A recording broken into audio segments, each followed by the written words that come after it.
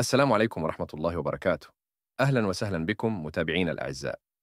عدنا إليكم من جديد في جولة رياضية مميزة لنستعرض أبرز المستجدات والأحداث التي شغلت الساحة الكروية مؤخرا.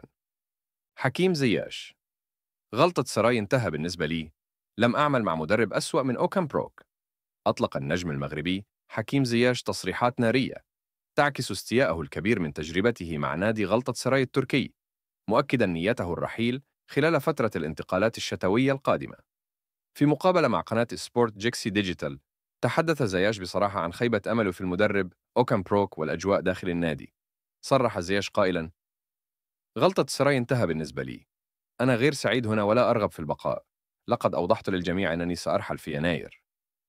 ولم يتوقف عند هذا الحد، بل أضاف: لم أعمل مع مدرب أسوأ من بروك.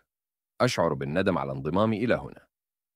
وعند السؤال عن رأيه في فرص غلطة سراي لتحقيق لقب الدوري، بدا زياش غير مكترث، موضحا أن رغبته الوحيدة الآن هي مغادرة الفريق في أسرع وقت ممكن.